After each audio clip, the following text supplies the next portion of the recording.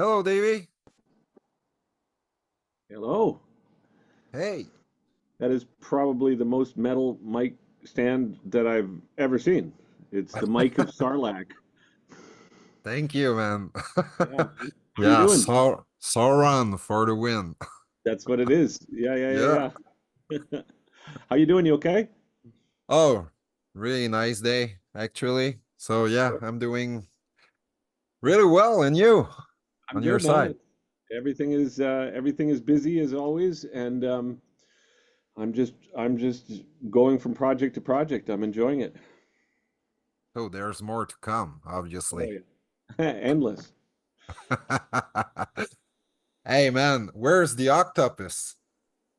The octopus is in the other room. If you would like, I'll get it. Yeah, let's go because I have a friend for him Just 2 right minutes. here. Here you go. Oh, there's a dog too. Oh yeah. Yeah, there's a dog, there's an octopus. It's like the whole thing is Yeah, and I all have right, we're that good. shark Oh, to that's match. perfect. We're good, Yeah, man. It's gonna be a good interview. I'm sure. I know that because I've been seeing you with that octopus, like in the Genesis video, Yeah, yeah, and yeah. also in the interview with Elizabeth Zara from the Charismatic Voice. Yeah, absolutely. Yeah, but Absolutely. Now we've got it here as well, so we're good. yeah, totally. Yeah, so there's a brand new album coming out. It's called PowerNerd. Yeah, Uh, it will be released on October 25th on your Heavy Davy own label. yeah. Um, and what was the process to gather like this new creation? Because you always come out with new concepts and it's never ending and it's always quite original, I'd say. I think the process is that I don't think about it. I basically I write all the time. Not consistently, like I don't sit and write all day, but my computer always is on. And so I'm always picking away at projects and ideas. And then once I feel like I've taken an idea to a point that I could expand on it later, I put these ideas into like folders on my computer so I can say, okay, well, once this folder gets 10 good songs, then that's a completed idea. Once this one has 10 songs, that's a completed idea. And then I start to refine it based on what it makes me feel. And that usually starts with things like artwork. Like I'll think, okay, so what is an image I can use for this folder that summarizes what this music makes me feel? Maybe it's a color, maybe it's a tree, who knows, right? And then the process is just I keep just picking away at things until I realize that one is ripe. And then I can harvest it in a sense. And and as a result of that process, I never know what's going to happen. Like I never know what the next project's going to be, right? And on that one, you decided to not overthink and Yes. just go with the flow for 11 days you were writing songs Yes. and you stopped and you refined the lyrics, obviously, but Yeah. it was quite a quick process for a very It was. diverse album. It was. However, I would also point out that that pile of ideas existed prior. So it wasn't completely written in that 11 days, but a lot of it was. So just to be Fair transparent. enough. Fair And enough. I think the reason why I wanted to do something that was a bit more straightforward is because the other projects that are involved with this four record thing that I'm doing um, are all so complicated. It's also over the top that it's almost like I wanted to make a record that was not a throwback, but I wanted to say thanks to the audience in a sense as well, and say, well, here's something a little heavier, here's something a little straightforward, here's something that's just a way to introduce this four record project. What I didn't expect though was that while I was writing and working on Power Nerd, we went through some things as a family that were very upsetting. So Power Nerd ended up lyrically being a very sort of melancholy in ways that I didn't anticipate. Okay. And yeah, this is a really straightforward album, more in the addicted way, I will say. That's quite Yeah, an easygoing, straightforward album, but really it's a masterpiece in the eyes of a lot of people, and me included. thank you. I love that I think that album. this album is a similar like in terms of structurally, in terms of the songs. But in terms of what it's trying to put across, it's definitely it's 17 years later, 15 years later, and very much coming from a different place. The concept of Power Nerd, I guess, um, it's almost like the record is about dealing with death. I think more than anything else, and Yeah. the process of acceptance, and then consequently coming through that and being in a better place. Um, so conceptually, it's very different from Epiclet or from Addicted, but they definitely share structural similarities. Yeah, but still there's a lot of surprises along the way. And Mm, yeah, yeah, I was quite always. surprised by the song Ruby of Quaker that starts Yeah, like a Johnny Cash song, then it yeah, man. evolves into an Elvis almost song, and then you got that blast beat right in Yeah. front of you where I was like, Well, what the the idea with Ruby Quaker was so the song prior to it is called Goodbye, and that song is meant to represent accepting the loss of a loved one, right? So it's emotionally very heavy, I find. And originally, I was going to end the record with Goodbye. Oh But yeah. what it does is when people are finished listening to it, that's what they're left with. They're left with this sense of like, oh God, right? So Ruby Quaker was added to represent the fact that once you've gone through grief, on the other There's side of hope. it is hope. That's it, and coffee. You know what I mean? So that's the reason why that song exists. It's not necessarily meant to be silly as much as just like, hey, it's the next day. You know, like we've gotten through this storm. So now we're here. And where are we? Well, it's the morning. What are we gonna do? I don't know. Let's have some coffee. Like that's essentially what it was trying to represent. I think it's a perfect closer to this album, and I really love that song. And I think there's a lot of uplifting material on this record because it will sound like with the first official video of the title track, Power Nerd, it feels like it will be a whole city record, but at the same time, there's so much uplifting things in that record in at least half of the song. I think Gratitude is one of them, Hubelia, and Yeah. the song that starts with acoustic younger Younger lover. lover. Yeah. Yeah, I mean, it's I think the best thing for me to focus on as a lyricist or as a songwriter is it's okay to accept your sadness. It's okay to accept your anger or your pain or your frustration. But if you dwell in it and don't find a pathway through it, it can become like an addiction or a lifestyle. You know, it's easy to view all these things as like, well, I'm a victim of circumstance, and I think that's for me not the vantage point that I think is most interesting to write music from is that of victimhood. I think it's much more alluring for me to face the difficult emotions, but with a sense of not even optimism, but just like the process of grief or the process of life, any of these things, just by definition alone means that there's, a beginning and an end. And yeah. so looking forward to things that are better is a very important part of my lyric writing process.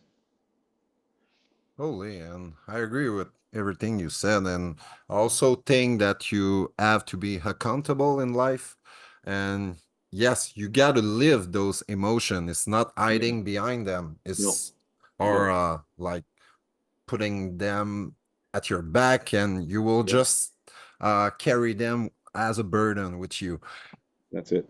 So basically, during the process of making PowerNerd, we went through some experiences that were just really, really, really difficult. And the act of creating a record and mixing and producing and finding files and writing lyrics and dealing with all these things while you've got that level of grief in your life um, was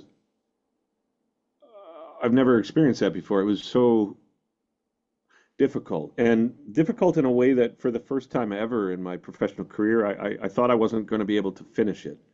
You know, I was like, I can't, I just can't, it's too much. Like the lyrics, the work, the obligations for the family, like all these things, um, were, it was too much for the first time. But fortunately, I've got, musicians or people around me that are very supportive and they help me as well, like just to be with me during that time when we needed to finish it or whatever. And so we finished it. And I think that the name Power Nerd um, can have no better uh, example of a definition than the process that this record had to finish it. To get through it, you had to power through it, and you had to power through these emotions that maybe some people would think of as being, like some of the tough guy sort of shit is just like you don't acknowledge sadness, you don't acknowledge weakness, you don't acknowledge any of these Yeah. things. And maybe to do so, it's like a nerdy thing. But I'm just like, well, I'll tell you what, man. Like you had said, to not acknowledge these emotions means that you're gonna carry them. And I want to, I want to move past it. And it was a huge lesson. Like all of it was a huge lesson. And that energy is what's in the record. I can feel it totally Mm. after listening to your album like 5 times. There's a lot of different emotion that you will recognize in that and feel. And you're right on what you say that a lot of people are not acknowledging emotions. And it was like a part of the whole culture of the BB boomers, I think, and the great generation. I agree. Uh, it was like as a man, I can't be like sad or show sadness or weakness. It's not part of me. I'm just a tough guy who can handle everything. Yeah. And that's not a good way to do it. Well, it's specifically how that affects, the people around you. Like I found for myself, because, my parents were boomers, right? Oh, So, mine too. so when we were younger, like really to be angry or to be really sad, or it's almost like don't do that. And if you do, like just keep it quiet, like don't, Yeah. it's embarrassing to In your everybody. room alone. Go to your room and be mad or be sad. And or if you're mad, we're going to be madder, because we don't want that emotion in the house. And I think what that does is it teaches, it's like generational trauma too. It's like, then you end up teaching your kids, and then they end up teaching their kids that these are acceptable ways to deal with emotion. And I think that during the time of war, famine, whatever, those are very practical things. I know for myself that when we first had kids, I became emotionally very distant because it allowed me to do the job without getting affected by a lot of the intensity of it all. But I think what ends up happening for some of us, that at least happened for me, is maybe you hit a situation that's it's too much for you. Like up to that point, you can just be like, oh, here's that emotion, I'm going to shut it off. Here's that emotion, I'm going to shut it off, even subconsciously. But then all of a sudden, you hit something like somebody dies or somebody leaves or whatever happens, some sort of loss, and you have to just give up. You're just like, okay, this is too much. I'm really devastated by this. I'm really sad or I'm really angry or whatever the emotion is.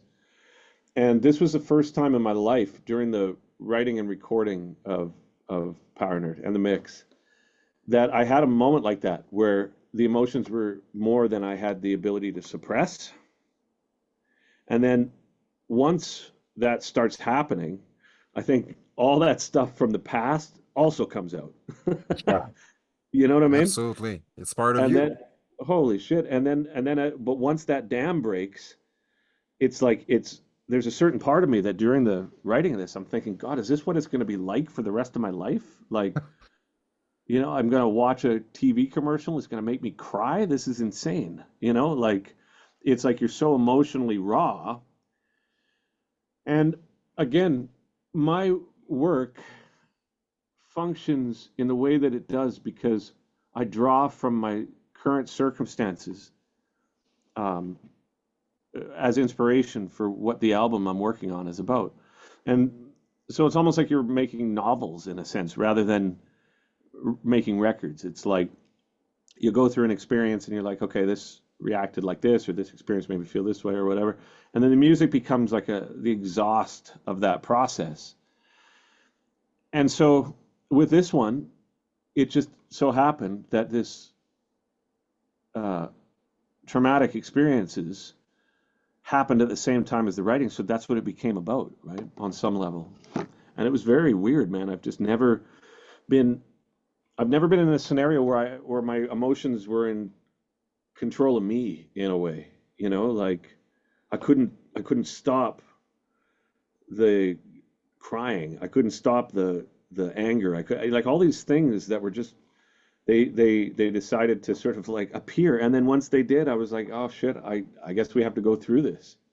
I Yeah. guess we have to go through this because it's not, no matter what I was saying to myself, no amount of thinking positive or your thoughts affect your action or any of the Hallmark card bullshit that we get sold is like, it worked.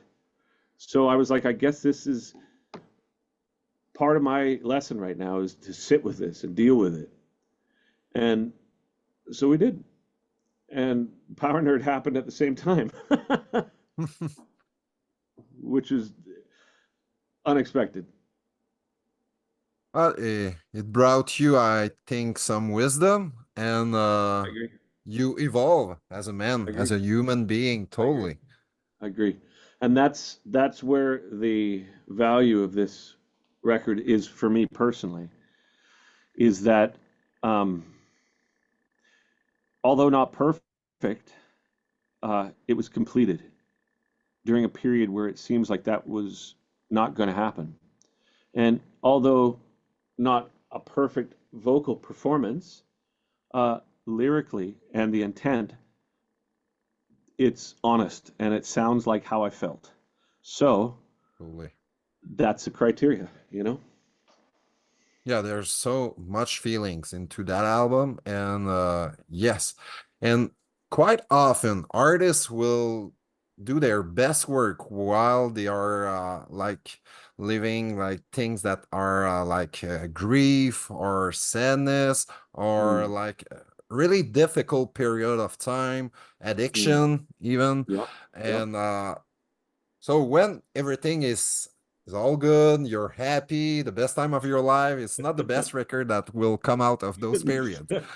No. Well, I Sadly. mean, I guess it depends on the type of music though, you know what I mean? Like I would rather, not that I would listen to either, but Jimmy Buffett's demographic probably would prefer music about margaritas than they would about his dead cat, Probably.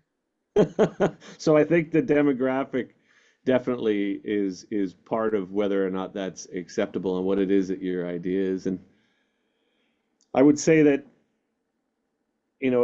no records that we do are perfect and none of them are the best one or the worst one. But the reason why Power Nerd works for me is because it was an accurate representation of a time, more so than the mix, more so than the songs, more so than any of it. It's that when I listened back to it, I was like, yep, that's what it was like. That's what it was like. So it's really honest, like you said. And when Yeah. you will go back to that record in 10, 20 years, you will like live again those feelings, not at the same proportion, but No. you don't think I so? well, I mean, how I tend to function with art is I put everything into it, like everything. Like I couldn't, imperfect as it may be, I couldn't have done more at the time than I did on the record. I worked as hard as I could possibly work to get it. I couldn't have done more. And that's the case with 99.9% of the records. Therefore, when I'm done, I let it go and I forget about it, like completely. And to the point where people bring up song titles and lyrics, and I'm like, I don't remember what album that's from. I don't remember what I don't remember what song that's from. And as soon as I release it, so PowerNerd is now we're doing interviews for it and videos, and we're in the promo cycle of it. But my musical mind is now with the Moth, which is the next part of the four record thing, and that's how it's always been. And so in 10 years, if I was to listen back to PowerNerd, uh, probably in the same, I would probably feel the same way as I did when I listened to Alien about 3 months ago uh, Oh by Strapping yeah. Out Lad. Because when Yeah, I put it totally. on, when I listened to it, I was like, yeah, I did that right. Like, it's not perfect, but the ways in which I felt at that time um, came through the music. And when I listen to it, what I hear is less the emotional component, but more the fact that it's like uh, uh, accurate. You know, I didn't feel like when I listened to Alien, I didn't think like, oh, that doesn't sound crazy enough. I'm like, no, that sounds fucking crazy, and that's Yes. where that's where I was, right? So so that's right. Does that make sense? It's like when I listen back to it, if it feels like how I remember feeling at the time, then it's right, and I don't necessarily participate in the emotions directly after it's released. That's a good thing. You can move on pretty quickly Yeah, after yeah, and that's difficult times. And yeah, and since you brought the subject, yeah, you know yeah, where I'm go. going. Yeah, no, no, go. Any It'll be hope it'll of be the it'll be the third time I've answered it this morning, so go for it. any hopes of something new from Strapping On Lad, concerts, new material, anything, just performing the whole songs and When I go out and play with the band that I use now, I play a couple of strapping songs for sure. The answer is no, and it's not because I dislike the music. It's not because I dislike the people. It's not because I dislike what we achieved. It's because the nature of the work that I do, like I've been describing throughout this interview, is you can only draw from what you're experiencing in order to feel like the only criteria that's important to me in order to release a record, which is authenticity, is covered, is that I'm authentic to where I'm at right now. And hmm, where I'm at 52 years old versus where I was at when I was 27 years old is a world apart. And therefore, if the people who like what I did when I was 27 truly like it for what I think they like it for, they like it for the honesty. And that honesty is now what I do with what I'm working on at this point. And if people prefer what I did then to what I do now, then they should not listen to what I do now. yeah, That's what that's I a good feel. answer. It's true. But if they Yeah. like that, it's not, I don't feel resentment. I don't feel anger. I'm just like, I'm thrilled that someone liked it. But that's not where I am. So to ask me to do it when what you like about it is the honesty, and it would be dishonest for me to do it now, um, those two things are in opposition to each other. That's how I feel. And I think it's just great on you because you don't want to cash on nostalgia. No. Uh, and if you're not at that place anymore, yeah, there's no more to say. Well, that's it. But I mean, I because totally get it. yeah, and I get asked about it so often Yeah, that I'm sure. uh, there's more that needs to be said, I think, because otherwise I wouldn't be asked, you know. I think the end result of it for me is a difficult one for fans because when I say I don't want to do it, that's my answer. And and sometimes people are looking for further than that, like, well, why don't you want to do it? And I don't feel like I have any further answer other than that. And you don't owe any people shit. So No, I they don't. just have to stick with those two records and they Mhm. are good. Yeah, well, there's more than two. We did five with strapping.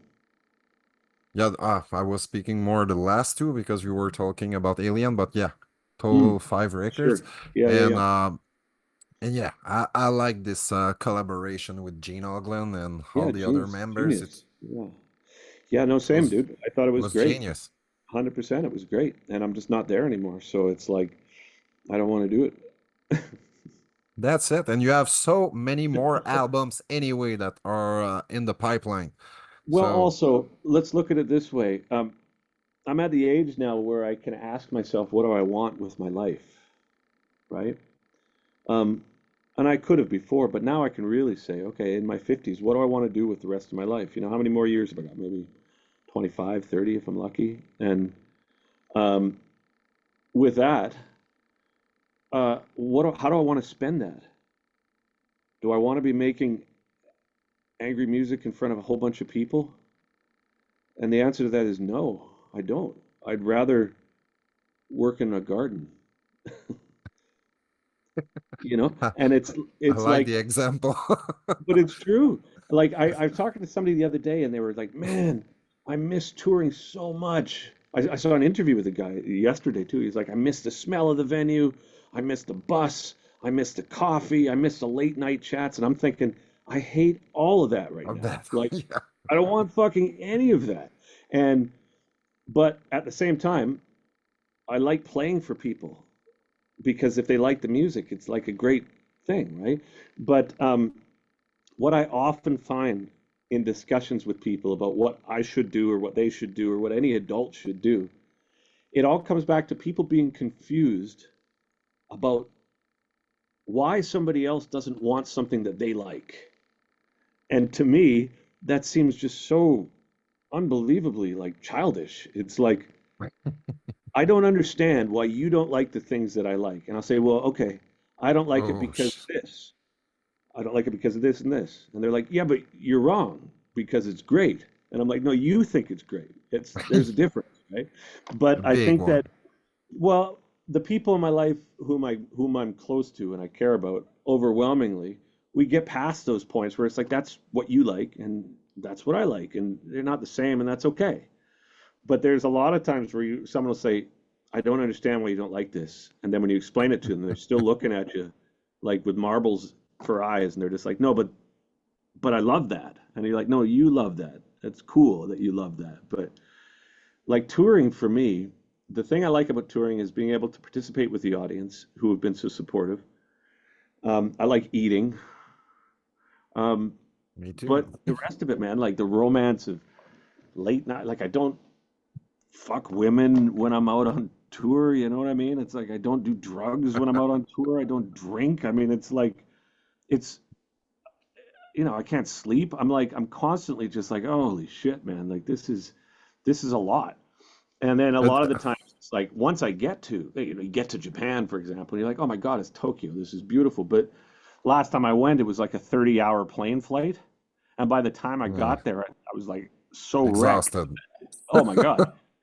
And then it's like, so I think again, the thing that is important for me to point out is people like different things. People appreciate different things. Audience likes different work that I do, and that's awesome. But I also am old enough and experienced enough to know what I like and know what I don't like. And no amount of people trying to convince me that my likes are correct or not is going to work. I hope so. Yeah, me You're too. entitled to your fucking opinions and what you like 100%. or not. Yeah. 100%. Could you imagine someone saying, I don't like Brussels sprouts. And someone's like, well, let me tell you why That's the you best should. thing in the world. It's the best thing in the world. It's disgusting. It's like People I just that don't like are it. It's like yeah, although but when you really think about it, and I'm like I have, and I've tried them a lot. You know, the best example of that for me is people always in my life. It drives me crazy. Everybody always thinks that I should be swimming. Like whenever there's I a fucking don't pool, like that. I hate it. I hate swimming, and I'm old. Me I've been in too. pools. I took swimming lessons. I've swam in the ocean, lake. I don't like swimming, and but every time I'm with people who love swimming, they're just convinced that I just haven't done it properly yet. You know, they're like, no, you're gonna love this pool, and I was like, dude, I'm 52, man. I've swam before. I don't like getting my head wet, right? You Like, come didn't on, just have the do it. proper technique. So if they're friends of mine, I was like, all right, I'll get in the fucking pool. And then I'm in the pool, and I'm just like, yeah, see, yep, hypothesis has been proven correct. I still don't like swimming. Like the Brussels sprout. One of my friends trying to convince me that it was so good, and yeah, you had cheddar and bacon, but it's not Brussels sprouts anymore. Anything will be good with bacon and cheddar. You can Well, that convince okay, me. fair, yeah, fair, It's not a good argument at all. yeah, totally. It's like I know you don't like salad, but if you put a full breast of chicken on top of it, you'll love it, right? It's Yeah, like, totally. Hey, I no, have to make a 180 degrees turn because I have something that I want to ask you, and it's regarding uh, your collaboration you did with Soilwork back then. You produced, engineered the Natural Born Chaos album, and I remembered that back in 2002, I was reading an interview with Bjorn, and he said that that process with you change his life and his like how he's singing and how you told teach him like ways that he was able to sing that he didn't know at all. yeah. I want your take on that. Well, I think that the benefit that I had in that scenario is that I was older than them and I had had experience on a vocal front that maybe were just techniques that Bjorn had never been that were never brought to his attention. So more so than me coming into the studio like some sort of wizard and being like, here's how you're going to sing from now on. I was I'm able to sure that say, you were not I like was that. able to say, hey, I was on tour with this guy and he gave me this vocal technique. I was on tour with this guy and he showed me this vocal warm up so I didn't lose my voice. This is how this is what I, you know what I mean? It was things about my own personal technique as a singer. And that's what I shared with him. And because some of the techniques that he was doing at the time, at least, were maybe to some degree influenced by what I had done in the past, um, Mhm. all I did was just tell him how I did it. And so again, it was more my role in that was just like I've learned these things, you want to know them, here they are, rather than you know, I know sit. you're always humble in everything you're doing, and that's what one of the thing I appreciate a lot of I you appreciate that. as Thank a you. I person. do like to I do like to think though that I was sitting in the back of the soil work recording in a throne with like a pipe, you know, and I was just able to answer questions like Yeah. yeah. But he did improve a lot since then, and he's one of Oh, my he's great. favorite singer for a Amazing long singer. time. Amazing singer. Amazing singer. And very powerful. Like he's because he's a big person, Yeah, his projection is great. Bjorn in Swedish means bear, right? And totally. and he's a bear, man, that guy. Yeah. I'm gonna have to get going in a few minutes here, brother. Yes, I know. Clock is ticking. And maybe just as a conclusion, Devin, it was so great to have you for Metal Universe and Metal Anthology. And maybe what do you want to say to your fans and maybe the all the power nerds out there? I would say my only my only goal as an artist at this point in my life is to be honest. And I guess there's two goals: to be honest And then the only thing I'm looking for in terms of success is that I can make another one. And I'm not interested in being a star. I'm not interested in, being a teacher or anything. I just want to do my work. And the fact that the odd qualities of my material have been there since the beginning. It's like one is like this, one's like this, one's crazy, one's symphonic, one's new age, one's metal, one's pop, whatever. It demands a lot from any audience. So I would say to the audience, thanks for letting me do this because it's what I want to do and I don't take it for granted. And moving forward, my only criteria is to be honest and for it to be received well enough that I can afford to do another one. And thank you.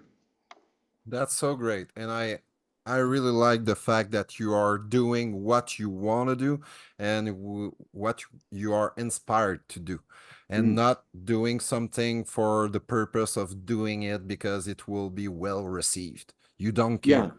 yeah. Well, I mean, again, I care in that if it's well received, then I can make the next project bigger. So with the moth, for example, it's such a big process that I want it to be done correctly. I want it to be done honestly, and it requires a lot of people and a lot of capital and a lot of uh, work. And I can't do that if it's not at least reasonably well received, the one before. So I do care about it being received, but I don't play that too much into my writing, right? I just have to keep my fingers crossed that people don't totally hate it so that I can do another one. They will like it Good. because it's Thank filled you. with real felt emotion. So Yeah, thank it's you it for, yeah. welcome. You're welcome. And I appreciate the interview, brother. And until next time, good luck with your life and the shark and the octopus have finally met. Yeah, finally. They will Ha- meet again in the future, maybe. I'm ready for it, brother. Have a great time and thanks again. Thanks again. Cheers, man.